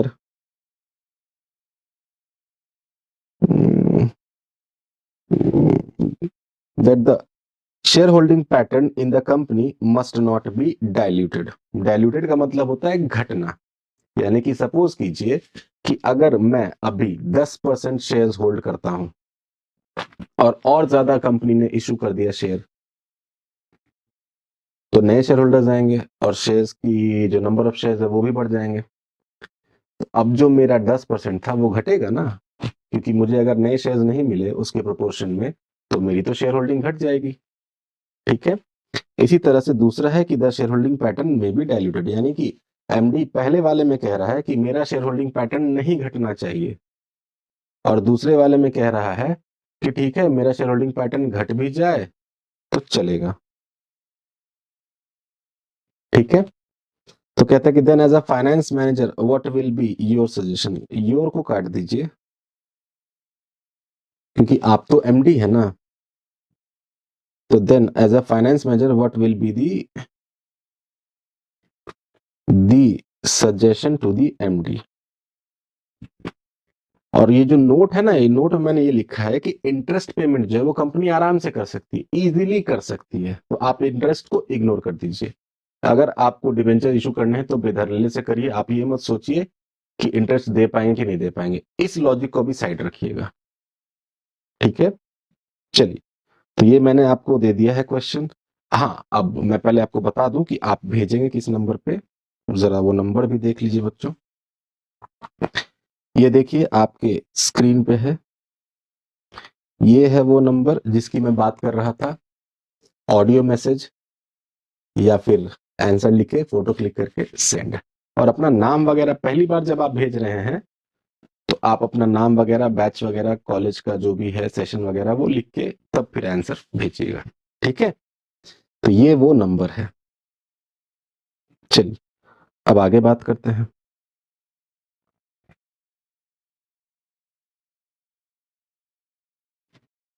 तो कैपिटल स्ट्रक्चर डिसीजंस हो गया, working capital management. Working capital management के बारे में मैं आपसे बहुत ज्यादा भी बात नहीं करूंगा, क्योंकि ये आपने सेमेस्टर 1 में, कॉम सीसी 4 में, बिजनेस फाइनेंस में आपने पढ़ रखा है, तो मैं मान के चल रहा हूँ आपको भी पता है। डिविडेंड पॉलिसी, डिविडेंड भी आपने पढ़ रखा था वहां पे, मुझे याद है कि डिविडेंड आपने पढ़ा है। तो डिविडेंड वगैरह के बारे में मैं बात करूंगा। हाँ, ये थोड़ा सा देख लीजिए, ये आपने नहीं पढ़ा होगा, risk return analysis. Risk return analysis होता है बच्चों बेसिकली कि मान लीजिए एक कंपनी के पास 3 ऑप्शंस हैं, 3 ऑप्शंस हैं। Option 1, option 2 and option 3। अब आप बोलेंगे सर ये किस चीज की ऑप्शन है? तो ये ऑप्शन है फॉर इन्वेस्टमेंट। एक कंपनी के पास इन्वेस्टमेंट के लिए 3 ऑप्शंस हैं। यानी कि एक कंपनी के पास कुछ पैसे पड़े हुए हैं, वो इन्वेस्ट करना चाह रही है, क्योंकि money idle, idle money, money begets money. अगर खुद के पास बस रखने से क्या होगा, बैंक में रखने से क्या मिलेगा? करंट अकाउंट होता है कंपनी का, कोई इंटरेस्ट भी नहीं मिलना है। तो कंपनी के पास अगर ह्यूज कैश बैलेंस होता है या फिर बैंक बैलेंस होता है, तो वो 2 दिन के लिए भी मार्केट में रोटेट कर लेती, 2 दिन का भी, क्योंकि ह्यूज अमाउंट होता है ना बच्चों, तो 2 दिन का भी इंटरेस्ट बहुत ज्यादा होता है। ये भी आपको पढ़ना पड़ेगा फाइनेंशियल मैनेजमेंट में। एक दिन भी अगर करंट अकाउंट में पैसा खाली पड़ा रह गया, तो समझिए आपके पास अपॉर्चुनिटी कॉस्ट, यानी कि जो इंटरेस्ट का लॉस है, वो बहुत ह्यूज हो सकता है। समझे? तो इसीलिए आपको जरा समझना है कि कंपनी के पास 3 ऑप्शंस हैं इन्वेस्टमेंट के। ये रिस्क का कॉलम है और ये रिटर्न का कॉलम है। सपोज कीजिए कि हम लोगों ने रिस्क कैलकुलेट किया, आपको आगे WACC वगैरह से रिस्क वगैरह कैलकुलेट करना सीखना है। अभी अब मैं लिख के दे दे रहा हूँ सब चीज। रिस्क है 10% और रिटर्न है 20%। रिस्क है 0%। रिस्क फ्री रिटर्न्स होते हैं, रिस्क फ्री रिटर्न्स भी होते हैं, जैसे कि ट्रेजरी बिल्स होते हैं, गवर्नमेंट बॉन्ड्स होते हैं, FDs होते हैं, तो वो रिस्क फ्री रिटर्न्स होते हैं। और इसमें मान लीजिए कि 6% मिल रहा है, अभी कुछ भी लिख दे रहा हूं मैं। और ये 5% है और ये 10% है। तो अब आप जरा सोचिए कि आप एक फाइनेंस मैनेजर हैं, आप इन तीनों में से कौन सा ऑप्शन चुनना चाहेंगे? अब आप ऐसे तो नहीं बोलेंगे सर इसमें 20% सबसे ज्यादा दिख रहा है रिटर्न, यही कर दो। तो मैं बोलूंगा बच्चे रिटर्न के साथ साथ थोड़ा रिस्क भी देख लेना, रिस्क भी सबसे ज्यादा है। यानी कि तुम रिटर्न की लालच में कहीं ऐसा ना हो कि पैसा लगा दो और जो जहां लगाए हो वो कंपनी या तो भाग जाए या दिवालिया हो जाए या कुछ ऐसा हो जाए कि तुम्हारा पैसा डूब जाए। तो तुमको रिस्क की एनालिसिस भी करनी है and eight the same time return की भी एनालिसिस करनी है। रिस्क का एनालिसिस इस तरह से करना है कि हमारा जो रिस्क हो वो मिनिमाइज हो, और रिटर्न की एनालिसिस ऐसी करनी है कि हमारा जो रिटर्न हो वो मैक्सिमाइज हो। यानी कि हमें इस तरह से एनालिसिस सीखनी है कि रिस्क जो है वो क्या हो, मिनिमम हो, और रिटर्न जो हो वो क्या हो, मैक्सिमम हो। और आगे जब हम लोग एक सब्जेक्ट पढ़ेंगे, securities analysis and portfolio management, तो वहां पे मैं आपको एक सेंटेंस बार बार बोलूंगा, मैं यहां भी बोल देता हूं कि never put all your eggs in a single basket और इन वन बास्केट। यानी कि अपने सारे अंडे एक बास्केट में ना रखें, वरना अगर बास्केट गिरा तो सारे के सारे अंडे फूट जाएंगे। इसको कहने का मतलब क्या है कि सपोज कीजिए कि अगर कंपनी के पास 10 लाख रुपए हैं, अगर इसने ये पूरा 10 लाख ऑप्शन 1 में ही डाल दिया और सोचो कि वो कंपनी डूब गई, तो कंपनी का तो पूरा 10 का 10 लाख डूब जाएगा ना। बोलिए जरा। लेकिन अब क्योंकि आपके MD कह रहे हैं कि थोड़ा तो रिस्क भी लो, थोड़ा सा रिस्क भी लो, थोड़ा सा रिस्क भी चलेगा, तो अब आप क्या करेंगे? आप कहेंगे ठीक है सर, ऐसा करता हूं कि 5 लाख यहां डाल देता हूं, जस्ट फॉर इमेजिनेशन में कह रहा हूं, और 10 लाख यहां डाल देता हूं सर, क्योंकि ये रिस्क फ्री है, इसमें कोई रिस्क नहीं है सर, और 5 लाख यहां डाल देता हूं। सॉरी 10 लाख ही है ना, अब इसको 20 लाख समझ लीजिए, मैंने 20 लाख के हिसाब से डिस्ट्रीब्यूट कर दिया। तो अब आप बताइए, क्या मैंने अपने इन्वेस्टमेंट को, यानी कि मैंने अपने अंडे को 3 अलग अलग बास्केट, यानी कि 3 अलग अलग ऑप्शंस में डाल दिया है। अब सोचिए अगर ये डूब भी गया तो भी 15 लाख तो सेफ है।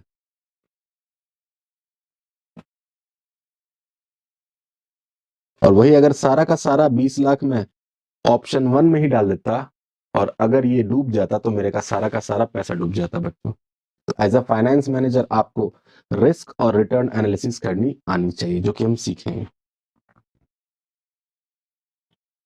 चलिए नेक्स्ट पॉइंट पे चलते हैं। नाउ फाइनेंशियल फोरकास्टिंग बेसिकली आप ये समझिए कि जैसे कि अभी मैंने जियो का एग्जांपल दिया था, तो जब रिपोर्ट बन रही होगी तो मुकेश अंबानी साहब ने पूछा होगा फाइनेंस मैनेजर से, या सीईओ को पूछा होगा उन्होंने, फाइनेंस मैनेजर को थोड़ा ना बोलेंगे, वो सीईओ को पूछा होगा उन्होंने, और सीईओ ने फिर पकड़ा होगा, सीईओ ने पकड़ा होगा किसको, फाइनेंस मैनेजर को, जो हेड फाइनेंस मैनेजर होंगे उसको पकड़ा होगा। अब बोला होगा देखो इस तरह का कुछ हम लोग ऑपरेशंस करने का सोच रहे हैं, इस तरह का ये प्रोजेक्ट है, जरा इसके ऊपर ये तुम मुझे बताओ कि कितने फाइनेंस की जरूरत पड़ेगी और कौन कौन से ऐसे सोर्सेज ऑफ फाइनेंस है जहां से कि हम लोग फंड्स रेज कर सकते हैं, जिससे कि हमारा रिस्क क्या रहे, मिनिमाइज्ड रहे, और रिटर्न क्या हो, मैक्सिमाइज्ड हो, और हमारे ऊपर जो इंटरेस्ट वगैरह का बर्डन है वो भी कम रहे। तो अब फाइनेंस मैनेजर एकदम बैठ के पूरा एनालिसिस पे एनालिसिस करता रहेगा और उसके बाद फाइनल रिपोर्ट सबमिट करेगा। ठीक है, तो ये जो होगी बच्चे, ये फाइनेंशियल फोरकास्टिंग हो रही है कि कितना पैसा लग जाएगा इस चीज में। जैसे कि हमने बताया ना आपको कि 7,000 करोड़ की बात हो रही थी, जिस फॉर एग्जाम्पल हमने बोला था कि 7,000 करोड़ की बात हो रही है, तो 7,000 करोड़ कैसे पता चला होगा, कुछ तो बजटिंग होगी, कुछ तो फाइनेंशियल फोरकास्टिंग होगी, तो इससे पता चलेगा। जैसे स्टैटिस्टिकल एनालिसिस में आप लोग फोरकास्टिंग पढ़ते थे ना, बिजनेस फोरकास्टिंग, तो वैसा ही कुछ यहाँ पे भी आप लोग पढ़ेंगे, लेकिन यहाँ पे फाइनेंशियल फोरकास्टिंग पढ़ेंगे, वहां बिजनेस फोरकास्टिंग थी। Now valuation of assets and firms. बच्चों सबसे पहले तो मैं ये फर्म वर्ड आपको बता दूं, थोड़ा सा इसमें आपको शायद कंफ्यूजन हो सकता है, पता नहीं आपको पता है कि नहीं पता, लेकिन मेरी जिम्मेदारी है कि मैं आपको बता दूं। कई सारे बच्चे हैं जो फर्म सुनते ही बोलते हैं कि पार्टनरशिप फर्म,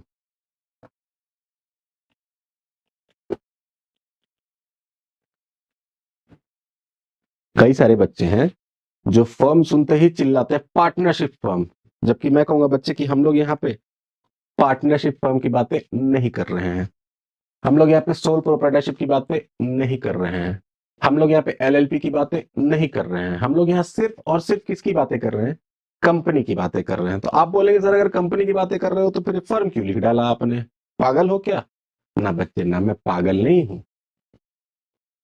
फर्म क्यों लिखा जाता है वो मैं आपको बताता हूं, जरा समझ लीजिए, ये भी बात आपकी क्लैरिटी रहेगी। तो फाइनेंस में जब अगर आप एंटर कर रहे हैं और फाइनेंस में जो भी जा रहे हैं, वो जरा इस फर्म वर्ड को समझ लीजिए। बच्चों आपको तो पता ही है कि हमारे ऊपर अंग्रेजों ने करीब 200 साल राज किया, हम लोग एक कॉलोनी हुआ करते थे अंग्रेजों के, ब्रिटिशर्स के, और वो जाते जाते हमें एक बड़ी अच्छी चीज दे गए, जिसको कि हम लोग पूरे दिन घसते रहते हैं, जिसका नाम है ब्रिटिश इंग्लिश। हमारी हिंदी की ऐसी की तैसी हो गई और ब्रिटिश इंग्लिश हम लोग दिन रात घसते रहते हैं। तो ब्रिटिश में जो कल्चर था ना बच्चों बिजनेस का, वहां के जो ऑथर्स थे या हैं आज भी, वो जब फाइनेंशियल वर्ल्ड की बुक्स लिखते हैं ना, तो उनका जो फर्म लिखने का तरीका है ना, उनका जो बिजनेस या कंपनी लिखने का या बिजनेस ऑर्गेनाइजेशन लिखने का तरीका है, तो कई बार ना फर्म वर्ड यूज करते हैं। और फाइनेंशियल सेक्टर में फर्म वर्ड यूज करने का मतलब ही माना जाता है कि किसकी बात हो रही है, कंपनी की बात हो रही है। यानी कि ये आपको 11th 12th लेवल पे नहीं बताया जाता है, और आपको जानना उस वक्त जरूरी भी नहीं है। वहां तो फर्म का मतलब आपके लिए पार्टनरशिप फर्म होती है। लेकिन अब आप बड़े हो गए हैं ना, मैच्योर्ड हो गए हैं, बड़े कोर्स में आ गए हैं, बड़ी बड़ी बातें कर रहे हैं, तो आपको ये पता होना चाहिए कि फाइनेंशियल वर्ल्ड में अगर फर्म बोला जा रहा है, तो firm here represents a company और a big business organization, not a partnership firm. बताइए जरा, क्या ये बात क्लियर है? बोलिए। चलिए, अब अगर ये बात क्लियर है बच्चों, तो मैं आपको कुछ कहना चाहता हूं कि the subject valuation of assets और वैल्यूएशन ऑफ फर्म्स, यानी कि फर्म्स को वैल्यू कर रहे हैं, एसेट्स की वैल्यू कर रहे हैं। तो अब क्यों वैल्यू की जरूरत पड़ रही है? अब बच्चों मान लीजिए कि मैं एक कंपनी हूं, मैं किसी और कंपनी को बाय करना चाहता हूं, तो मैं उसके एसेट्स की वैल्यू लगाऊंगा ना, उसके पूरे बिजनेस की वैल्यू लगाऊंगा ना, तभी तो गुडविल वगैरह की बातें होंगी। तो ये काम कौन करेगा? ये काम हमारे फाइनेंस मैनेजर, यानी कि जो फाइनेंशियल मैनेजमेंट के थ्रू ही सीखेंगे वही करेंगे। क्या ये बातें ठीक है? Now the subject integrates theoretical framework with quantitative techniques. Quantitative techniques आप समझते हैं ना? एक तो क्वालिटेटिव टेक्निक्स होते हैं और एक क्वांटिटेटिव टेक्निक्स होते हैं, जो कि आपने सेमेस्टर 1 में भी सीखा होगा या उससे पहले ही सीखा होगा। क्वालिटेटिव बेसिकली नॉर्मली थ्योरेटिकल होता है और ज्यादा करके वो आपके जजमेंट पे बेस होता है, बट क्वांटिटेटिव होता है जिसमें कि मैथमेटिकल फॉर्मूलाज का, मैथमेटिकल टूल्स का यूज होता है और रैशनल डिसीजन मेकिंग होती है। डिसीजन ज्यादा एक्यूरेट क्वालिटेटिव का माना जाता है, सॉरी क्वांटिटेटिव का माना जाता है, क्वालिटेटिव का इन कंपैरिजन टू क्वालिटेटिव। ठीक है? तो क्वांटिटेटिव में क्योंकि मैथमेटिकल कैलकुलेशंस का यूज करते हैं, तो क्वांटिटेटिव की जो डिसीजन मेकिंग क्राइटेरियाज होती हैं वो ज्यादा एक्यूरेट मानी जाती है in comparison to qualitative methods. तो इसीलिए बच्चों यहाँ पर आपका थ्योरेटिकल फ्रेमवर्क को तो इंटीग्रेट किया ही गया है सब्जेक्ट में, साथ के साथ क्वांटिटेटिव टेक्निक्स को भी इंटीग्रेट कर दिया गया है to enable rational decision making in complex financial environment. अब रैशनल डिसीजन मेकिंग करेगा कौन? Finance manager. और रैशनल डिसीजन मेकिंग क्या होती है, बोलिए जरा? यानी कि प्रॉपर कैलकुलेशन के तहत की गई, यानी कि आपका जो डिसीजन है वो एक प्रॉपर कैलकुलेशन के ऊपर बेस्ड है, आपके पर्सनल सोच पे बेस्ड नहीं है, आपके मन में आया और आपने कर दिया, ऐसा नहीं हो रहा है। आपने प्रॉपर लॉजिकली उसको सॉल्व किया, उसको समझा, उसको एनालाइज किया और फिर अपना डिसीजन आपने वहां पे या अपना एडवाइस आपने वहां पे फाइल पे पुट किया। ठीक है? तो इस तरह की बातें होंगी ना। अगर इंपॉर्टेंस की बात करें तो ये बेसिकली आपको पता ही होगा कि फाइनेंशियल मैनेजमेंट का जो है वो डायरेक्ट रिलेवेंस है किससे? वैल्यू मैक्सिमाइजेशन से। याद कीजिए बच्चों, आप लोगों ने बिजनेस फाइनेंस में बहुत पढ़ा था, प्रॉफिट मैक्सिमाइजेशन, वेल्थ मैक्सिमाइजेशन, कुछ याद आ रहा है? मुझे पक्का पता है कि आपको नहीं याद आ रहा होगा। तो आप टेंशन ना लें, ये मेरी ही जिम्मेदारी है कि मैं आपको वो रिकॉल करा दूंगा, सही समय आने पर मैं रिकॉल करा दूंगा, लेकिन बस ये नाम आपको ध्यान में आना चाहिए कि कुछ आपने ऐसा कुछ पढ़ा था ना। Optimal allocation of scarce financial resources. अब बच्चों ध्यान रखिएगा, स्केर्स फाइनेंशियल रिसोर्सेज कहने का मतलब है कि बेसिकली बच्चों कभी भी किसी के पास भी पैसा हमेशा जरूरत से कम ही होता है। तो किसी भी कंपनी के पास भी सेम रूल अप्लाई होती है कि जितना उसको चाहिए उससे कम ही फंड है। तो इसका मतलब कि जो उसका फंड है, यानी कि जो उसकी फाइनेंशियल रिसोर्सेज है, वो क्या है? स्केर्स है। अब स्केर्स रिसोर्स है तो इकोनॉमिक्स बेसिकली सीधा कहता था कि optimum utilisation of scarce resource होना चाहिए था। और वही चीज यहाँ भी उठ के आ गई है फाइनेंशियल मैनेजमेंट में। बस यहाँ पे ये कह दिया गया कि फाइनेंशियल रिसोर्सेज का ऑप्टिमम यूटिलाइजेशन होना चाहिए, क्योंकि फाइनेंशियल रिसोर्सेज क्या है? स्केर्स है for the organisation, for the firm. और ये long term sustainability of the business enterprise को भी लेके चलता है। यानी कि अगर आपकी फाइनेंशियल मैनेजमेंट अच्छी है तो आपकी जो कंपनी है, आपका जो फर्म है, वो लॉन्ग टर्म सस्टेन करेगा। नहीं तो बच्चे तुरंत ताश के पत्ते की तरह ढह जाएगा। ठीक है? Now, in a competitive and globalized economy, organizations require professionals। ये बच्चों आपकी बात हो रही है। प्रोफेशनल्स मतलब कि फाइनेंस प्रोफेशनल्स की बात हो रही है। मार्केटिंग प्रोफेशनल की बात इस सब्जेक्ट में नहीं हो रही है, एचआर प्रोफेशनल की बात इस सब्जेक्ट में नहीं हो रही है। इस सब्जेक्ट में प्रोफेशनल्स की बात मतलब finance professionals who can evaluate investment opportunities. यानी कि आप लोग पहले तो इन्वेस्टमेंट अपॉर्चुनिटीज ढूंढें कि कंपनी के पास अगर कुछ आइडल फंड्स हैं तो उसको कहां इन्वेस्ट कर सकते हैं। पहले तो ढूंढना है, आपको आइडेंटिफाई करना है, एंड देन आपको उनको इवेल्युएट करना है। कैसे? वो मैंने अभी आपको थोड़ी देर पहले बताया था ना, रिस्क एंड रिटर्न के बेसिस पे। और वो भी आपको कैलकुलेट करना पड़ेगा, अभी तो मैंने आपको ऐसे ही दे दिया था।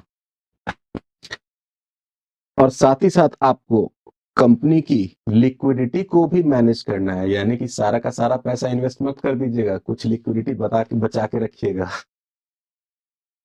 कि कोई क्रेडिटर वगैरह अचानक से पेमेंट डिमांड करने आ जाए, कोई अनवांटेड पेमेंट आ जाए, कोई वर्कमैन कॉम्पनसेशन क्लेम हो जाए, किसी भी तरह की कोई लायबिलिटी हो जाए, तो आपको पे करने के लिए आपके पास उतनी लिक्विडिटी होनी चाहिए। ये भी आपको ध्यान में रखना है।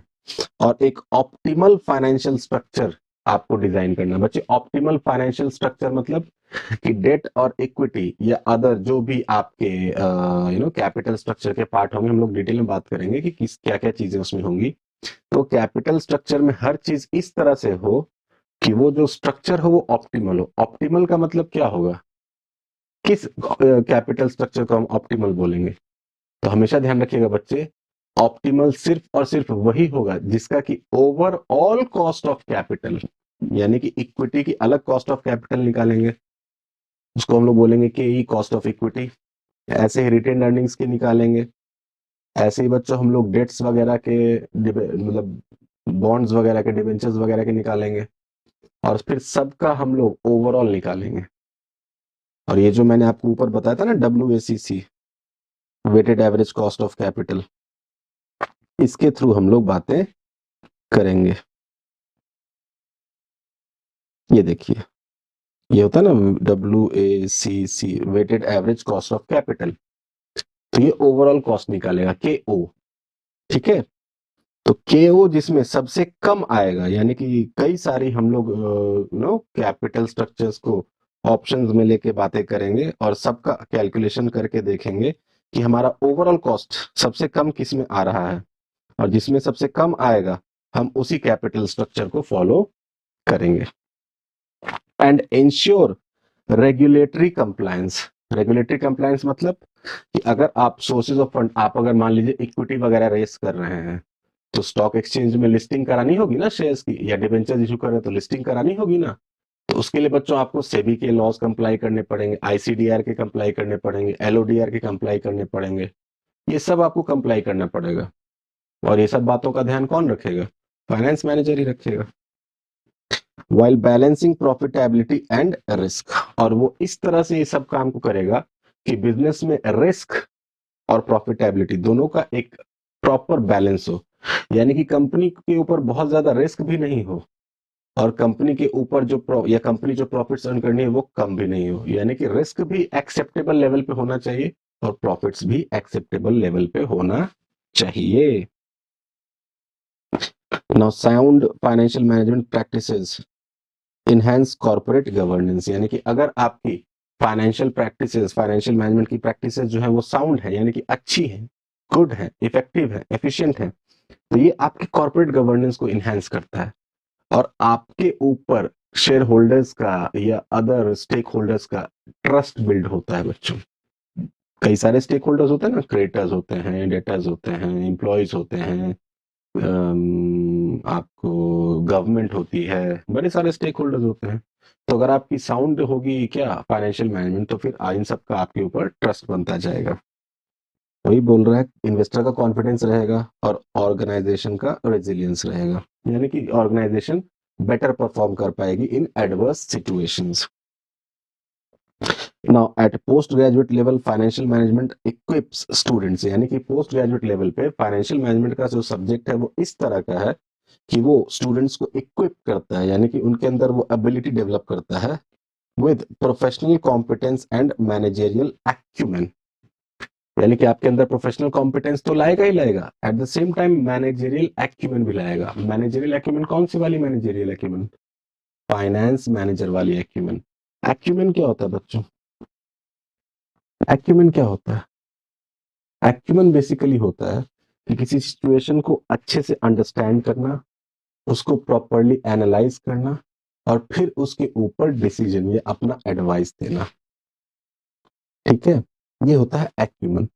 तो आपको एज अ फाइनेंस मैनेजर आपके अंदर फाइनेंशियल एक्यूमेन होना चाहिए, ताकि आप साउंड फाइनेंशियल प्लानिंग कर सकें। Necessary for career in corporate finance, यानी कि अगर आपको कॉर्पोरेट फाइनेंस में, आपको अगर फाइनेंस सेक्टर में कंपनीज में जाना है, तो आपको ये सब्जेक्ट तो आप इग्नोर नहीं कर सकते बच्चे। कहते हैं ना कि दिस सब्जेक्ट इज इंडिस्पेंसिबल अगर आप इन सेक्टर्स में जाना चाहते हैं। आप इन टॉपिक्स को, मतलब इस सब्जेक्ट को आप इग्नोर ही नहीं कर सकते हैं अगर आपको इन फील्ड्स में जाना है। किस किस फील्ड्स में? कॉर्पोरेट फाइनेंस में, या फिर बैंकिंग में, या फिर इन्वेस्टमेंट एनालिसिस में, CFA वगैरह करते हैं ना, chartered financial analyst. Financial consultancy में अगर आपको जाना है या तो फिर अगर आप किसी भी तरह का अपना स्टार्टअप या अपना बिजनेस स्टार्ट करने वाले हैं, तो आपको फाइनेंस की सबसे ज्यादा जानकारी होनी चाहिए बच्चों, क्योंकि कई बार क्या होता है ना कि कुछ लोग स्टार्टअप करते हैं, आप देखते हो स्टार्टअप किया और कहते हैं लॉस हो गया। जानते हैं लॉस होने का मेजर रीजन क्या होता है? वो बस खर्च किए जाते हैं बिना किसी प्लानिंग के। जबकि बच्चों एक बहुत जरूरी चीज आपको मैं यहाँ पे सिखाऊंगा कि कॉस्ट एंड बेनिफिट एनालिसिस, यानी कि अगर मैं 100 रुपए खर्च कर रहा हूं तो मेरे को इससे क्या बेनिफिट मिल रहा है। मैं अगर 100 रुपए खर्च कर रहा हूं तो मुझे कम से कम जो बेनिफिट चाहिए वो 100 रुपए का चाहिए, तभी मैं ब्रेक इवन पे रहूंगा और तभी मैं 100 रुपए खर्च करूंगा।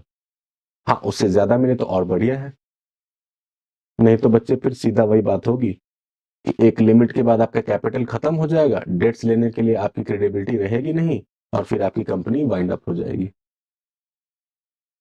ठीक है ना? और अब तो आईबीसी 2016 के इंसॉल्वेंसी एंड बैंक्रप्सी कोड के आ जाने के बाद तो फिर और भी ज्यादा चीजें चेंज हो गई हैं।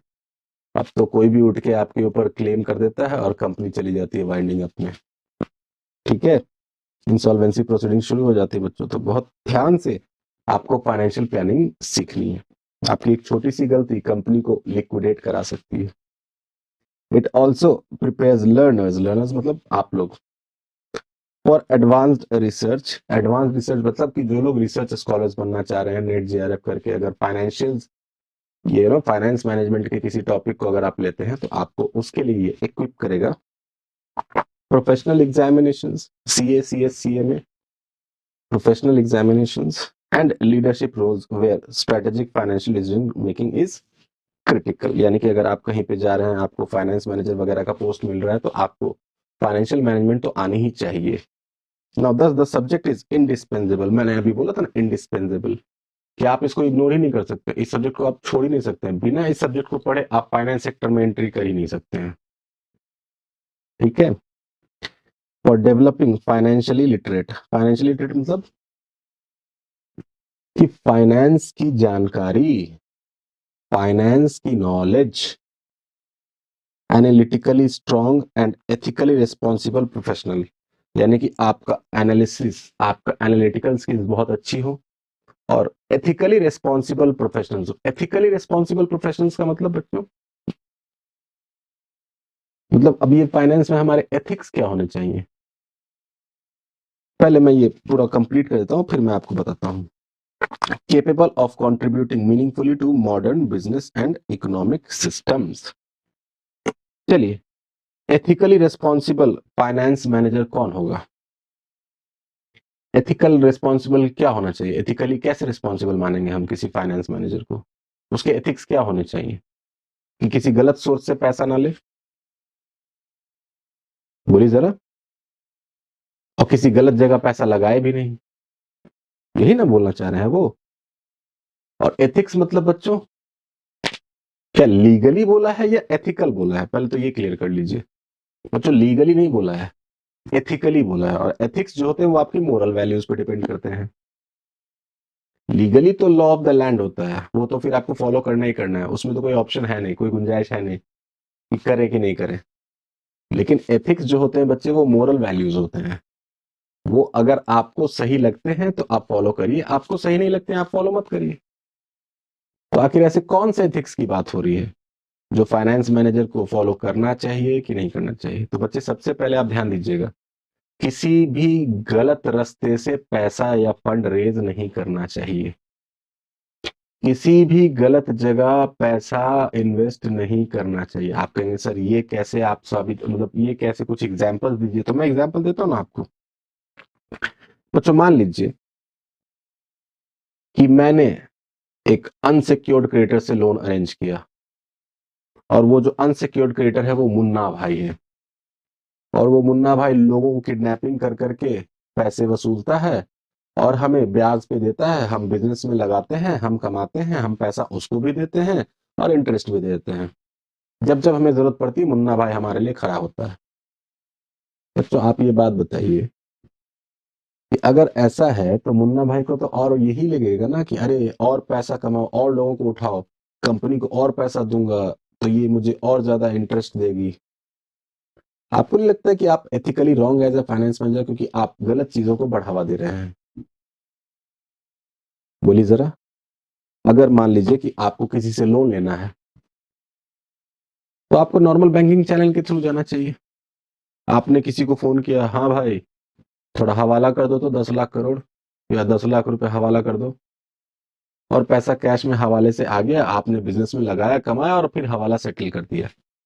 बताइए क्या ये अच्छा है? क्या ये अच्छी चीज है? नहीं बच्चे, ये एथिकली रॉन्ग है। हालांकि करने वाले करते ही हैं, तो मैंने बोला है कि ये एथिक्स की बात है, और एथिक्स किसी के लिए सही है, किसी के लिए गलत है। अब जैसे आप मेरा ओपिनियन मांगेंगे कि सर ये क्या चीज है, ये हमें करनी चाहिए कि नहीं करनी चाहिए, तो मैं बोलूंगा बच्चे ये सिर्फ और सिर्फ आपके एथिकल वैल्यूज पर डिपेंड करता है कि आप क्या सोचते हैं और आप क्या करना चाहते हैं। अगर आपको लगता है कि नहीं सर मेरे से ये गलत काम नहीं होगा, तो फिर ठीक है, आप देख लीजिए अपना। और अगर आपको लगता है कि नहीं सर कंपनी में सर्वाइव करने के लिए जो भी कंपनी बोलेगी मुझे करना ही पड़ेगा, तो भी ठीक है, आप देख लीजिए अपना। कल को फंसिएगा तो आप ही फंसिएगा, बॉस तो फंसता नहीं है, वो तो एम्प्लॉय पे ही डाल देता है। तो आप अपना सोचते हुए करिए। मैं कौन होता आपको बताने वाला कि क्या करना है क्या नहीं करना है। मैं तो बस आपको बता सकता हूँ कि आपको ये करना चाहिए। ठीक है, तो ये चीजें होती हैं कि आपके अंदर एथिक्स होनी चाहिए, मोरल वैल्यूज होनी चाहिए। आज बच्चों हम लोग यहीं पे रुकेंगे, क्योंकि आज मैंने इंट्रोडक्शन में आपका कुछ ज्यादा ही टाइम ले लिया, लेकिन मुझे ऐसा लगता है कि जितना इंट्रोडक्शन मैंने दिया है आपको बहुत ही अच्छा लगेगा, आपको बहुत ही पसंद आएगा और आपको क्लैरिटी बहुत अच्छी आएगी। ठीक है, जो भी हो जैसा भी हो कमेंट सेक्शन में और व्हाट्सएप के थ्रू मुझे जरूर बताइएगा कि आज का लेक्चर आपको कैसा लगा। तब तक के लिए बच्चों, this is Rohit Singh, bye bye, have a nice day, take care, bye bye.